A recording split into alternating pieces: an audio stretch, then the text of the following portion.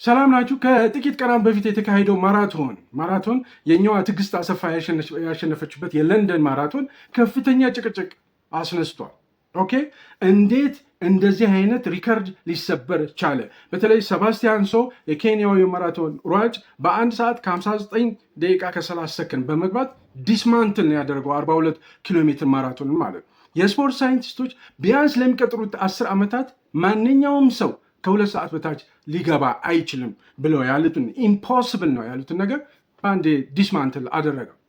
እንደዚህ ነው ትዕግስት አሰፋ ከጥቂት ደቂቃዎች በኋላ በ2 ሰዓት ከ15 ደቂቃ ከ41 ሰከንድ በመግባት ሪከርዱን ሻተር አደረገችው ማለት ነው። ይሄ ነገር ከፍተኛ የሆነ ትራይምፍ ፈጥሯል። በእርግጥ በስፖርተኞቹ ከፍተኛ የሆነ ደስታ ፈጥሯል። ነገር ግን የስፖርቱ ዓለም ወይም የዓለም ስፖርት ቤተሰብ ከፍተኛ የሆነ ጥያቄ ውስጥ ገብተዋል። አይታችሁ ከሆነ ሯጮች በተለይ አሸናፊዎቹ ሲሮጡ ካያችሁ ጀስት እየሮጡ አይደለም የሚመስለዋል፣ ግላይድ እያደረጉ ነው፣ እየቀዘፉ ነው ብለው ይላሉ የስፖርት ሳይንቲስቶች። ይሄ ነገር ምክንያቱ ያረጉት ጫማ ነው እንጂ የልባቸው የራሳቸው የትሬኒንግ ውጤት የራሳቸው ጉልበት አይደለም፣ የሳምባ አቅማቸው አይደለም። $500 የሚያወጣውና ለአንድ ጊዜ ብቻ ተብሎ የተሰራው ይሄ ሜካኒካል ዶፒንግ የሚል ስያሜ የተሰጠው ጫማ ነው። ይሄ ጫማ አዲዳስ ፕሮ ኢቮ 3 ይባላል። አዲዳስ ነው የሰራው፣ ዝም ብሎ ትራዲሽናል ስኒከር አይደለም ይላሉ። ይሄ ጫማ በነገራችን ላይ ከአንድ ሙዝ ያንሳል በክብደት እና ለአንድ ሬስ ብቻ ለአንድ ጊዜ ብቻ ለአንድ ሩጫ ብቻ ተብሎ የተሰራው እና ፋቲግ ቺት ያደርጋል። ፋቲግ ቺት ማለት ከ42 ኪሎ ሜትር ከሮጣችሁ በኋላ የሚሰማችሁ ድካም አይሰማችሁም። እና ትዕግስት አሰፋና ሰባስቲያን ሶ እነሱ ናቸው ማራቶንን የሮጡት ወይስ ጫማው ነው የሮጠው የሚል ከፍተኛ የሆነ ውዝግብ፣ ከፍተኛ የሆነ ጭቅጭቅ ተፈጥሯል። ስለዚህ ጉዳይ በዝርዝር አወራችኋለሁ። አብራችሁ እንድትቆዩ በአክብሮት ጋብዛለሁ። ባህሩ አባስ ነኝ። የዚህ ቻናል ቤተሰብ ካኑላችሁ ሰብስክራይብ በማድረግ ቤተሰብ እንሁን። ቀጥታ ወደ ቢዝነሳችን ይሄድ። ኦኬ፣ ተመልሰናል። ማራቶን የሚባለው የሩጫ አይነት ረጅም ርቀት ሩጫ እስካሁን ድረስ የሚታየው የሰው ልጅ ግሪት ሂውማን ግሪት ወይም የሰው ልጅን አቅም መፈተሽ የሚችል የሰው ልጅ ምን ያህል ሬዚሊየንስ እንደሆነ የሰው ልጅ ሰውነት ምን ያህል ፔን መሸከም እንደሚችል የሚፈተሽበት ሩጫ አይነት ነው አይደለም። ነገር ግን በለንደን ማራቶን 2026 ሰባስቲያን ሶ የሚባለው የኬንያው ሯጭ አይታችሁ ከሆነ ስፕሪንት ሲያደርግ እና ወደ የአሸናፊን ሪባን ሲበጥስ ምንም አይነት ስሜት እየተሰማው አልነበረም። ምንም አይነት የድካም ስሜት፣ ምንም አይነት የፋቲግ ስሜት አይሰማው። he was not battling a wall የሆነ 42 ኪሎ ሜትርን የሚያክል ነገር ሮጦ የመጣ አይመስልም ነበር። እንደውም ሲሄድ ስታዩ አየር ላይ የሚቀዝፍ ነው የሚመስለው እና ቀዝፎ ገብቶ በ1 ሰዓት ከ59 ደቂቃ ከ30 ሰከንድ ጨረሰው። ይሄ ደግሞ ሰብ 2 hour ማራቶንን የሚያክል ኤቨረስት ኦፍ አትሌቲክስ ይሉታል። ማራቶንን የሚያክል ነገር ከ2 ሰዓት በታች እንዴት ሊገባ ቻለ? ሳይንቲስቶች፣ የስፖርት ሳይንቲስቶች በፍጹም ቢያንስ ለሚቀጥሉት 10 ዓመታት የሰው ልጅ ከ2 ሰዓት በታች ሊገባ አይችልም ብሎ የደመደሙትን ነገር እንዴት ሊገባ ቻለ? ትዕግስት አሰፋም እንደዚህ ስቶርም አድርጋ በ2 ሰዓት ከ15 ደቂቃ ከ41 ሰከንድ የሴቶችን ሪከርድ ሻተር አድርጋለች። እንዴት ሊሆን ቻለ? ከዚህ በፊት ኤሊ ኬፕቾጌ ነው ምናምን የሚባል ኬንያዊ ከ2 ሰዓት በታች ገብቷል ማራቶን። ነገር ግን ሲሙሌትድ በሆነ መልኩ እንደ ላቦራቶሪ የሚመስል ነገር በፔሰሮች በአሯሯጮች ተይዞ በሌዘር ጋይድድ በሆነ መኪና የሚሄድበት እግሩን የሚያሳርፍበትን የሚያሳይ መኪና ከፊት ለፊቱ የተከተለው ወዘተ እንጂ በራሱ አይደለም። ከዚህ በፊት ኤሊ ኬፕቾጌ ነው ምናምን የሚባል በራሱ ሳይሆን ሲሙሌትድ የሆነ የላቦራቶሪ ሙከራ የሚመስል ነው ከ2 ሰዓት በታች የገባው ሰው። እነዚህ ሁለቱ ትዕግስትና ሰባስቲያን ያገኙትን የማራቶን ውጤት በተመለከተ በጣም በጣም ከፍተኛ የሆነ የሳይንቲፊክ ባክላሽ ገጥሞታል። ይሄ ነገር አንናቹራል ነው፣ ሊሆን አይችልም ብለው ይላሉ። እና ሰባስቲያን ሶ እና ትዕግስት አሰፋ እንዲሁም በአጠቃላይ ለንደን ማራቶን የሮጡት በሙሉ የለበሱት ጫማ ዝም ብሎ ትራዲሽናል ስኒከር አይደለም። ይሄ የለበሱት ጫማ አዲዳስ አዲዜሮ አዲዮስ ፕሮ ኢቮ 3 ይባላል። ኦኬ፣ ረጅም ነው። በጣም አድቫንስድ የሆነ በቴክኖሎጂ የተሰራ በአድቫንስድ የሆነ ቴክኖሎጂ የተሰራ በጣም ኮንትሮቨርሻል የሆነ አጨቃጫቂ የሆነ በጣም ኤክስፔንሲቭ የሆነ እና እንደውም ሜካኒካል ዶፒንግ ነው የሚሉት ነው። ሜካኒካል ዶፒንግ ማለት የስፖርት ውስጥ እጽ ምንድነው አነቃቂ እጽ ነው፣ አደንዛዥ እጽ ተጠቅመው ስፖርት ሲወዳደሩ ዲስኳሊፋይ ይደረጋሉ። ልክ እንደዛ ሜካኒካል ዶፒንግ ነው ይሄ። እና ይሄ ሱፐር ሹ ነው። ምንድን ነው ይሄ ሱፐር ሹ? ይሄ አዲዳስ የሰራው ጫማ ምንድን ነው? እኔ ውስጥ ይሄ ሳይንቲፊክ ባክላሽ ወይም ደግሞ ከፍተኛ የሆነ ጉርምርምታ በስፖርት ሳይንቲስቶች አካባቢ የተነሳው ነገር ምንድን ነው? ቴክኖሎጂ ነው የሚሮጠው? ሰው ነው የሚሮጠው? ማራቶን እኮ ለሰው ነው። የሰውን ግሪት፣ የሰውን አቋም፣ የሰውን ጥንካሬ፣ የሰውን ተስፋ አለመቁረጥ፣ የሰውን ጠንካራነት ለመፈተሽ ነው እንጂ የቴክኖሎጂ ነው እንዴ ብለው ያሉበት እና እየተከራከሩ ያሉበት ነው። ይሄ አዲዮስ ፕሮ ኢቮ 3 የሚባለው ልክ እንደ ማሽን ነው። ማስተርፒስ የኢንጂነሪንግ ማስተርፒስ የሆነ በጣም በጣም ቀላል፣ በጣም ክብደቱ ቀላል፣ አንድ ትልቅ ሙዝ ያክላል ክብደቱ 97 ግራም አካባቢ ማለት አስቡት። ላይት ዌይት የሆኑ ጫማዎች፣ የስፖርት ጫማዎች፣ የጂም ጫማዎች እንኳን አነሰ ቢባል ከ250 እስከ 300 ግራም ያክል ይመዝናሉ። ይሄ 97 ግራም ያክላል። ሰባስቲያን ሶ የሚባለው የኬንያዊ ማራቶን ያሸነፈው ሯጭ ሲሮጥ ይህን ጫማ አድርጎ 20 ኪሎ ሜትር ወደ 21 ኪሎ ሜትር በሰዓት እየበረረ ነው። እግሩ ላይ ምንም አይነት ስሜት አይሰማውም ነበረ። ምክንያቱም በጣም ላይት ዌይት ነው፣ በጣም ቀላል ነው። እንደውም ሁለት የዳቦ ስላይስ አለ፣ ዳቦ ለውዝ ቀብታችሁ የምትበሉት ስላይስ ዳቦ፣ ሁለት ስላይስ ዳቦች እግሩ ላይ የተጣበቀ ያህል እንኳን አይሰማውም ነበረ ይላል። ነገር ግን ወይቱ ብቻ አይደለም፣ ክብደቱ ብቻ አይደለም፣ ጫማው ውስጥ ያለው ፎም የሚባለው ነው። እንደ ትራምፖሊን ኢፌክት ይባላል። ትራምፖሊን ማለት ይሄ ስትሪንግ አለ አይደል? ስትሪንግ ብረት የተጠላለፈው ማንጠሪያ የሚያነጥር ስትሪንግ ማለት ነው። ኦኬ።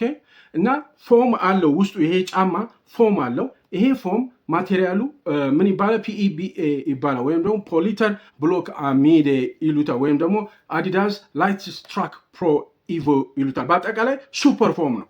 ይሄ ሱፐር ፎም በምሳሌ ላስረዳቸው። ይሄ ሱፐር ፎም ለምሳሌ እናንተ አሸዋማ የሆነ ቦታ ላይ እየሮጣችሁ ነው እንበል። ወንዝ ዳርቻ ላይ አሸዋማ የሆነ ቦታ ላይ እየሮጣችሁ ነው። ልክ ስትሮጡ እግራችሁ ልክ አሸዋው ላይ ሲያርፍ እግራችሁ ምን ይሆናል? አሸዋው ስምጥ ይላል። ስምጥ ይልና እዛው ኢነርጂያችሁን፣ ጉልበታችሁን በአጠቃላይ ያ አሸዋ ሶክ ይወስደዋል፣ ኢነርጂውን ይወስደዋል፣ ስዋሎ ያደርግባቸዋል። ከዛ በኋላ ምን ያደርጋል? ከአሸዋው እግራችሁን ለማውጣት ሌላ ተጨማሪ ኢነርጂ መፍጠር መቻል አለባችሁ እንጂ አሸዋው ስምጥ ስላለ ወዲያውኑ ስምጥ ስላለ እዛው ስምጥ ብሎ ይቀራል እንጂ ለእናንተ ለእግራችሁ ሌላ ጉልበት አይሰጣችሁ። ኦኬ። ስለዚህ እግራችሁን በጣም ሌላ ጉልበት ፈጥራችሁ ነው እግራችሁን ከዛ ከሰመጠው ነገር ላይ የምታወጡት። ይሄ ሎ ኢነርጂ ሪተርን ይባላል። ነገር ግን ትራምፖሊን ውሰዱ። ትራምፖሊን ማለት ይሄ የሚነጥሩበት ልጆች የሚነጥሩበት የልጆች መጫወቻ አለ አይደለ? ሃይ ኤንድ የሆነ ፕሮፌሽናል ትራምፖሊን ብትወስዱ ልክ ስፕሪንጉ ላይ እግራችሁ ልክ ሲያርፍ የእግራችሁን ጉልበት አብዞርብ ብቻ ሳይሆን የሚያደርገው ይሄ ስፕሪንግ ምን ያደርጋል? ኢነርጂ ስቶር ያደርጋል። የራሱን ስፕሪንጉን ጫን ስትሉት ስፕሪንጉ ምን ይሆናል? ኢነርጂ ይይዛል ማለት። ከዛ ምን ያደርጋል? ፍሊንግ ያደርጋል። ፍሊንግ ማለት እግራችሁን ምን ያነጥረዋል ማለት። ፍሊንግ ያደርጋቸው አንጥሮ ይወስዳቸዋል ማለት ነው። ሶና ትዕግስት አሰፋ የለበሱት ጫማ ኤግዛክትሊ እንደዚህ ነው የሚያደርገው። ምን ያደርገ 90% ኢነርጂ ሪተርን አሉ። ያ ኦልሞስት ዜሮ ሪተርን ኢነርጂ ነበር አይደል የአሸዋው። ይሄ ግን 90% ልክ ስታሳርፉበት ብድግ አድርጎ ያነጥራቸዋል ወደሚቀጥለው ስቴፕ ማለት ነው። ይሄ ኬኔቲክ ኤነርጂ ካፕቸር ያደርጋል። ኬኔቲክ ኤነርጂ ማለት ጫማው ነው እኮ ኬኔቲክ ኤነርጂ ማለት በሙቭመንት በእንቅስቃሴ ውስጥ የምታገኙትን ኤነርጂ ካፕቸር በማድረግ እሱን እንደገና ገፍቶ ይገፋችኋል። ሲገፋችሁ ቀጥሎ ያለውን ስቴፕ ቶሎ ብላችሁ ቀጥሎ ያለውን እርምጃ ትራመዳላችሁ ማለት ሰው በሚሮጥበት ጊዜ ምን እያደረገው ነው? ስሊንግ እያደረገው ነው። እያፈናጠረው ይሄዳል ማለት። ይሄ የስፖርት ሳይንቲስቶች ራኒንግ ኢኮኖሚ ይሉታል። እናንተ አሁን ስትሮጡ ትንሽም ይሁን ስትሮጡ ያንን ሩጫ ማክሲመም መሮጥ የምትችሉት ሩጫ ይላል። ያንን ማክሲመም መሮጥ የምትችሉት ሩጫ ስትሮጡ የምታወጡት ኢነርጂ አለ። ያ ኢነርጂ ቢያንስ በ2% እንኳን ከቀነሰላችሁ ምን ማለት ነው? ማራቶን ላይ ረጅም መሄድ ትችላላችሁ፣ ረጅም ርቀት በፍጥነት መሄድ ትችላላችሁ ማለት ነው። አሁንም ፎሙ ብቻ አይደለም፣ በነገራችን ላይ ይሄ እንደ ዳይቪንግ ቦርድ ሁሉ ያገለግላል ጫማው። ፎሙ ብቻ ሳይሆን ውስጡ ካርበን ፋይበር አለው። ይሄ ካርበን ፋይበር ሶሉ ውስጥ ሚድ ሶል ውስጥ የጫማው ሶል ውስጥ ፕሮ ኢቮ 3 የሚባለው ሶል ውስጥ ካርበን ፋይበር ሮድስ አሉት። ኦኬ ይሄ ጫማ ፍሌክሲብል አይደለም። ልክ እግራችሁን ሌላ ጫማ ማንኛውም ትራዲሽናል ጫማ ስታደርጉ ከእግራችሁ ጋር አብሮ ጥፍ ይላል ስትሄዱ፣ ይሄ ግን ፍሌክሲብል አይደለም። ከጫማችሁ ጋር አብሮ ፍሌክስ አያደርግም። እንደውም ስቲፍ ነው፣ ጠንካራ ነው። ልክ እንደ ዳይቪንግ ቦርድ ማለት ነው። ዳይቪንግ ቦርድ ማለት ነው ዋናተኞች ጫፍ ላይ ሆነው እዚህ ላይ ንጥር ብሎ የሚወርዱበት ቦርዱ አላ ቦርዱ ብድ ነው የሚያ ስቲፍ ስለሆነ እንደዚህ ሲነጥሩበት እንደዚህ አድርገው ምን ያደርጋል? መጨረሻ ላይ ብድግ ያደርጋቸዋል ማለት ነው። ኢላስቲክ ይሆናል ማለት እና ዳይቨሩን ላውንች ያደርገዋል ወደ አየር ወደ ላይ ተፈናጥቆ እንደወጣ አድርገዋል። ሰባስቲያን እና ትዕግስት ሌሎችም የለንደን ማራቶን ሯጮችም ሲሮጡ 1 ሰዓት ከ59 ከ30 ሰከንድ ሲገባ ሰባስቲያን ይሄ ካርበን ዳይቪንግ ቦርድ ነው። ልክ እንደ ቦርዱ እያነጠረ ወደፊት ይወስደዋል ማለት እና ፑሽ ስታደርጉት እንደ ቦርዱ እንደሚያደርገው ወደፊት እያነጠረ ይወስዳቸዋል ማለት ነው እና ፍሌክስ አያደርግም ማለት ነው። ሌላኛው በጣም የሚያስገርመው ነገር የ40 ሚሊ ሜትር ጫማ ነው። ማንኛውም ጫማ የሯጮች ጫማ ስታክ ሃይቱ ወይም ደግሞ የሶሉ ውፍረት 40 ሚሊ ሜትር መሆን ከ40 ሚሊ ሜትር መብለጥ የለበትም ይላል የዓለም አትሌቲክስ ፌዴሬሽን ወርልድ አትሌቲክስ ማለት ነው ይላል። ነገር ግን ይሄ አዲዮስ ፕሮ ኢቮ 3 የሚባለው 39 ሚሊ ሜትር አካባቢ ነው። ስለዚህ ምን ማለት ዊዝን ሬንጅ ነው ማለት ነው። ይሄ ለስፕሪንተሮች ለሯጮች ተብሎ ተሰርቷል በቃ እና ዊዝን ሬንጅ ነው። 40 ሚሊ ሜትር በላይ መሆን የለበትም ይላል። ግን ይሄ ጫማ 39 ሚሊ ሜትር ነው። ስለዚህ ችግር የለውም ማለት እና ትዕግስት አሰፋ የሴቶችን ሪከርድ ሻተር ስታደርግ ምን አድርጋችሁ አስቡ፣ ቆማ አይታችኋታል። ብዙ ቪዲዮ የለም ገና አዲስ ኤቨንት ስለሆነ ዳውንሎድ ለማድረግ አይመችም እምቢ ይላል እና ቪዲዮቸው ማግኘት ብዙም አልቻልኩም። ልክ ብሎክ ላይ እንደቆሙ ነው የሆነ ቆሙ አይታችሁ ከሆነ የሆነ ኮብልስቶን ላይ ስትቆሙ እንደዚህ ብለው የቆሙ ናቸው። ያ የሚመስለው ሱፐርፎሙ ነው። ኦኬ ያ ልክ ጫን ሲሉት እያነጠረ ወደፊት የሚወስዳቸው ማለት ነው። እና ይሄ ሳይንቲፊክ ኮሚኒቲ የስፖርት ሳይንቲፊክ ኮሚኒቲ ትልቅ ጥያቄ ያነሳበት ምክንያት ምንድን ነው? በ40 ሚሊ ሜትር የሆነ ፎም ጫማ ሶሉ 40 ሚሊ ሜትር ያህል ውፍረት ያለው በ1 ሰዓት ከ59 ደቂቃ ከተገባ በ50 ሚሊ ሜትር ምን ያህል በምን ሰዓት ሊገቡ ነው? በ60 ሚሊ ሜትር እንዴት ሊሆን ነው የሚል ጥያቄ እያነሱ ነው። ስለዚህ ምን ማለት ነው? እነዚህ ሩጫው የሰው ሩጫ ሳይሆን የቴክኖሎጂ ሩጫ እየሄደ ነው እና የሆነ ነገር መፍጠር አለብን። ኢንጂነሮች የአዲዳስም ውስጥ ሌላም ናይኪ ወዘተ ኢንጂነሮች ከዚህም የበለጠ በጣም ስፕሪንጊየር የሆነ በጣም የሚያፈናጥር ጫማ ሊሰሩ ነው። ኦኬ ሌላኛው የዚህ ጫማ በጣም አስደናቂ ነገሩ ስፒዱ ነው። ስፒዱ ነገርኳችሁ። ፕራይሱ ነው። ፕራይሱ በጣም ውድ ነው። 500 በአንድ ፔር ማለት ነው። በጣም የሚገርማችሁ ነገር ለአንድ ሬስ ብቻ ነው የተሰራው። በቃ ለለንደን ማራቶን ትዕግስት አሰፋ ሮጠችበታል። ከዛ በኋላ አያገለግልም። ለአንድ ሲንግል ፐርፎርማንስ ተብሎ የተሰራ ልክ ሩጫውን ማራቶኑን አሸንፎ ከገቡ በኋላ የስፕሪንግ ማድረግ አይችልም ጫማው ማለት እንደገና ልሩጥበት ብትሉ አያፈናጥራችሁም። መጀመሪያ ላይ ሲሰጣችሁ የነበረውን አገልግሎት አይሰጣችሁም። አሁን ይሄ ጫማ እንደ ሜካኒካል ዶፒንግ ነው። ዶፒንግ ማለት እጽ ተጠቅመው የስፖርተኞች የሚጫወቱት አይነት ተደርጎ እየተወሰደ ነው። ሜካኒካል ዶፒንግ ነው ይሉታል። የ2008 ቤጂንግ ኦሎምፒክ የምታስታውስ ከሆነ LRZR ሬስ ሱት የሚባል ነበረ። ይሄ ዋናተኞች የሚለብሱት ልብስ ማለት ነው። ስፒዶ የሚባል ካምፓኒ የሰራው LRZR የሚባል ሬስ ሱት ዋናተኞች የሚለብሱት ሰውነታቸው ላይ ልጥፍ ያለ ምንድነው የሚያደርገው? ስዊመሮችን በጣም ሞር ቦያንት ያደርጋቸዋል።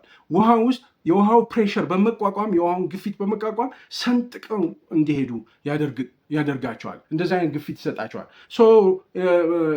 ድንገት በቃ ማንም እየተነሳ ሪከርድ ብሬክ ማድረግ ጀመረ። ማንም እየተነሳ ሪከርድን ብሬክ ማድረግ ጀመረ። መጨረሻ ላይ የወርልድ አትሌቲክስ የዓለም አትሌቲክስ ፌዴሬሽን በ2010 ያንን ልብስ ያንን የመዋኛ ልብስ እንዲታገድ አድርጓል። አሁንም የሰባስቲያን እና ትዕግስት አሰፋ ያሸነፉት በጣም ስፔክታኩላር ነው። በጣም አስደናቂ ነገር ነው። ነገር ግን ከፍተኛ የሆነ ጭቅጭቅ ሊያመጣ ይችላል። ምክንያቱም ሁለቱም ሯጮች በ1980ዎቹ ቢሆን ኖሮ በ1980ዎቹ ማራቶን ሲሮጡ የነበሩ ሯጮች ይለብሱት የነበረው ሌዘር እና ራበር የሆነ ጫማ ቢለብሱ ኖሮ ሰባስቲያን አሁን በ1 ሰዓት ከ59 መግባት ይችላሉ ወይ? እና ሁሉም ስፖርት ሳይንስ ኖ ሊገባ አይችልም። ስለዚህ የማን ሪከርድ ነው ይሄ? 1 ሰዓት ከ59 የማን ሪከርድ ነው? የሰባስቲያን ሰው ነው? የትዕግስት አሰፋ ነው? ወይም ደግሞ የአዲዳስ ጫማ ነው? ወይም ደግሞ የአዲዳስ ላብራቶሪ ጀርመን ያለው አዲዳስ ላብራቶሪው ነው የሮጠው የሚል ከፍተኛ ጥያቄ ተነስቷል። ሌላኛው እና የመጨረሻው በጣም አስደናቂ ነገር የዚህ ጫማ አዲዳስ የዚህ ሱፐር ሹ ማለት ነው ፋቲግን ቺት ያደርጋል። ማለት 42 ኪሎ ሜትር ማራቶን ከሮጣችሁ በኋላ ሰውነታችሁ ይቀጠቀጣል። በተለይ እግራችሁ ቴር ያደርጋል። በቃ ይቀጠቀጣል። በእያንዳንዱ ምት አስፋልት ላይ ሲመታ ይሄ እግር በጣም ይቀጠቀጣል እና ከገባችሁ በኋላ ሪከቨር ለማድረግ ከፍተኛ የሆነ ማይክሮ ትራውማ አለው። ይሄ ሱፐር ፎም የለበሱ ይሄ ጫማ ያደርጉ ግን ከገቡ በኋላ ሲጫወቱ ምናምን ሲያወሩ ምናምን ነው። ምክንያቱም በጣም ከፍተኛ የሆነ ሾክ አብዞርበር ነው። መሬት ሲመታ እግራችሁ አይቀጠቀጥም። ራሱ ጫማው ሾኩን አብዞርብ ያደርጋል ማለት ነው። እንድ መጨረሻ ላይ እንግዲህ ምንድነው የ2026 ለንደን ማራቶን በፊልዱ በዚህ በአትሌቲክስ ፊልድ ከፍተኛ የሆኑ ጥያቄዎች እያስነሳ ነው። ከአሁን በኋላ ይሄ ማራቶን የሚባለው ሩጫ የሰው ልጅ ጥረት ውጤት ነው ወይስ የሰው ልጅ ጥረትና የቴክኖሎጂ ድጋፍ ጥምረት ውጤት ነው?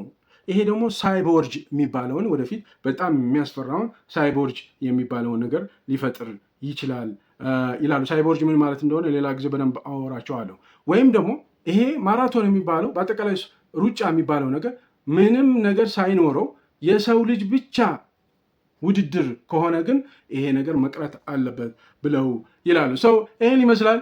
ላሳውቃችሁ ብዬ ነው። ቪዲዮን ከወደዳችሁት 300 ብላችሁ ኮሜንት ላይ ጻፉልኝ። በሌላ ፕሮግራም እንገናኛለን። እስከዛው ቻው።